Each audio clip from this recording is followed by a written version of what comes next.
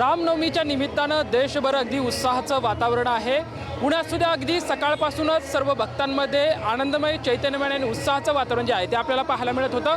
सध्या पुण्यातल्या दाहिरीमध्ये ही रामनवमीच्या निमित्तानं शोभायात्रा निघालेली आहे। सरकार प्रतिष्ठानच्या वतीने खरं तर या शोभायात्रेचं आयोजन करण्यात आलेलं आहे। आपण बघू शकतोय की हा रामरथ अगदी आकर्षक पद्धतीने जे आहे तो आता या ठिकाणी सजवण्यात आलेला आहे आणि या रामरथाच्या समोर वेगवेगळे खरं तर भारतीय संस्कृतीचं प्रतीक दाखवणाऱ्या वेगवेगळ्या जे आहेत ते खरं तर वारकरी असतील, त्याचबरोबर ती ढोल ताशा पथक असेल किंवा वेगवेगळी विद्युत रोषणाई करत खरं तर ही शोभायात्रा जी आहे ते दाहिरीमधून सध्या आता प्रस्थान करायला आपल्याला सध्या पाहायला मिळत आहे। आपण बघू शकतोय खरं तर रामाचं हे विलोभनीय रूप अगदी आकर्षक अशा फुलांच्या सजावटीमध्ये खरं तर हे सजवण्यात आलेलं आहे आणि सर्व रामभक्तांमध्ये उत्साहाचं वातावरण जे आहे ते सध्या आपल्याला पाहायला मिळत आहे। खरं तर सायंकाळी 5 वाजल्यापासून ही शोभायात्रा जी आहे ती दाहिरी या ठिकाणावरून निघलेली आपल्याला सध्या पाहायला मिळत आहे आणि या रथाच्या समोरच हे वारकरी वेशामध्ये असलेले हे छोटे छोटे वारकरी खरं तर विठ्ठल आणि वारकरी हे महाराष्ट्राच्या भक्तीचं समीकरण आहे आणि याचीच प्रचिती देणारे खरं तर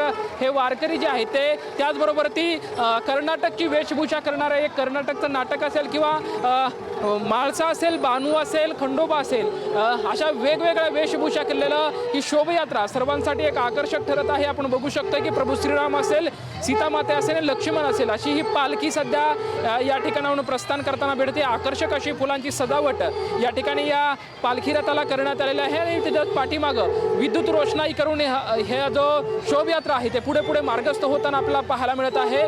जय श्रीरामाचा नारा करत एक प्रेरणा देणारी ही शोभायात्रा सध्या दाहिरीमध्ये निघताना आपल्याला पाहायला मिळत आहे। कॅमेरामॅन रोहित सूर्यवंशी सोबत लक्ष्मण जाधव, टीव्ही मराठी, पुणे।